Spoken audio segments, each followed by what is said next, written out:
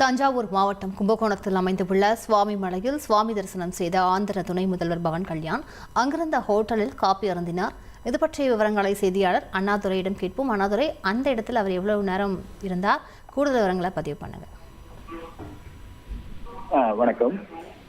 தமிழ்நாட்டில் 2 நாள் சுற்றுப்பயணம் மேற்கொண்டுள்ள ஆந்திரா துணை முதல்வர் பவன் கல்யாண் அவர்கள் இன்று காலை தஞ்சாவூர் விமான நிலையத்திலிருந்து கார் மூலம் சுவாமிமலை கோயிலுக்கு வருகை தந்தார். முருகனின் அறுபடை வீடுகளில் 4ஆம் படை வீடான சுவாமிமலைக்கு இன்று காலை 10:45 மணிக்கு வருகை தந்தார். அவரை கும்பகோணம் கோட்டாட்சியர் கூடுதல் பொறுப்பு சாந்தி அவர்கள் பூச்செண்டு கொடுத்து வரவேற்றார். கோயிலுக்கு வருகை தந்த துணை முதல்வர் பவன் கல்யாண் அவர்கள் படிகளில் ஏறி சுவாமிமலை சுப்பிரமணியரை வழிபட்டார். பின்னர் கீழே வந்து மீனாட்சி சுந்தரேஸ்வரரை வழிபட்ட பின் உற்சவர் மண்டபத்தில் சுமார் 15 நிமிடம் அமர்ந்து தியானம் செய்து தரிசனம் செய்தார்.